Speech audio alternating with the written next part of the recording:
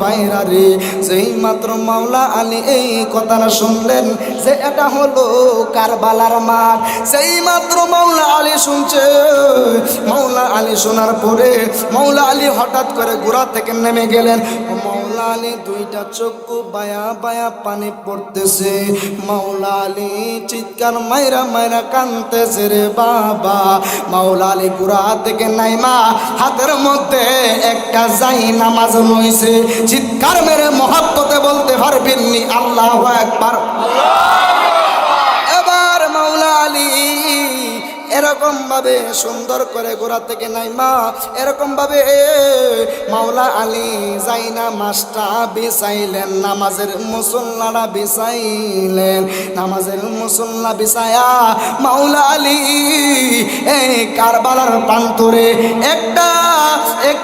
একটা গাছের বাগান আছে, যেই গাছটার নাম হচ্ছে হানজাল গাছ। কি গাছ? আর একটু জোরে বলেন কি গাছ? গাছটার নাম হলো হানজাল গাছ।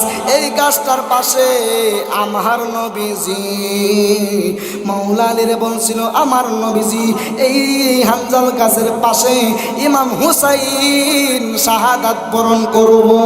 হে আমার আজকের সর্রাবাদের যুবক ভাইরা গো, যেই মাত্র মাওলা আলী নামাজের মুসল্লারা বিছাইছে, নামাজের মুসল্লারা বিছায়া এখানে তিনি 2 রাকাত নামাজ পড়ছে। চিৎকারে মেরে মহব্বতে বলেন সুবহানাল্লাহ। অনেকে আমারে প্রশ্ন করবেন, ও হুজুর মাওলা আলী কি তিনি কোন ওয়াক্তের নামাজ পড়ছিনি? না না না, মাওলা আলী তিনি ওয়াক্তের নামাজ পড়ে নাই। আমার মাওলা আলী 2 রাকাত নফল নামাজ পড়া গো এই নামাজের মুসল্লার মধ্যে বৈশা হযরতে মাওলা আলী আল্লাহর দরবারে 2টা হাত বাড়ায়া দিছে। হাত বাড়ায়া ডাক দিয়া কয়, আল্লাহ গো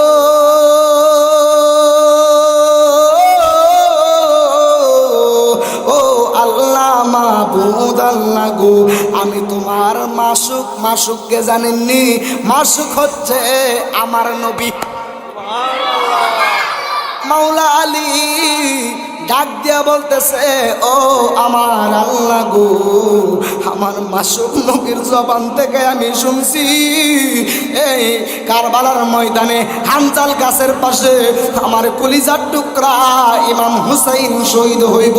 আমার নবী বলছে এই গাছের পাশে আমার এই হুসাইন তার দলবল শহীদ হইব। আমি আল্লাহ তোমার কাছে আদার জানাই, তুমি আমি মাওলা আলী তো ওই সময় থাকতাম না, তুমি আমার ইমাম হুসাইনকে ধৈর্য শক্তি বাড়াইয়া দিও।